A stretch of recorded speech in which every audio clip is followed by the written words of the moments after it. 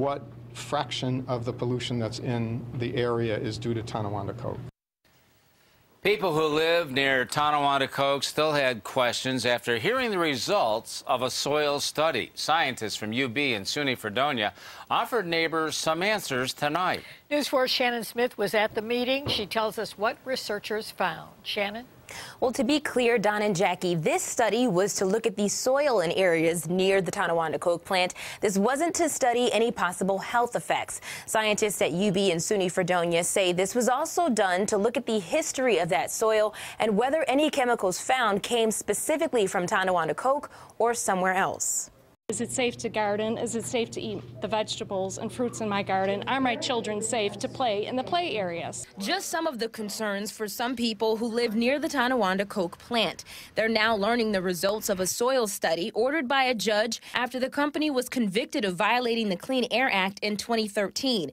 Scientists say they found some chemicals such as PCBs, cyanide, lead, and arsenic in certain areas. So it's our job to separate the PAHs, the cyanide, the arsenic, the other chemicals that we've identified, and decide whether they came from Tonawanda Coke or not, and then how much of them came from Tonawanda Coke.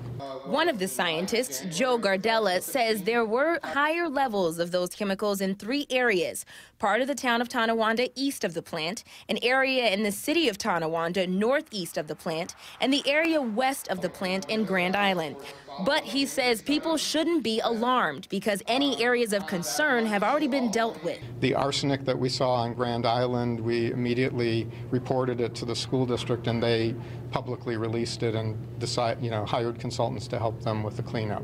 But the town of Tonawanda supervisor says he wants a third party to look at the data collected from the study. If they would have followed DEC guidelines, the findings would have been a lot less concerning. We want what's best for the town of Tonawanda residents, but we don't want to scare the town of Tonawanda residents. Gardella says this is just the first phase of the study. In phase 2, scientists are encouraging homeowners to test soil from their own property. They'll also look at air pollution testing and soil from the Tonawanda Coke plant itself. To answer the judge's question, what fraction of the pollution that's in the area is due to Tonawanda Coke?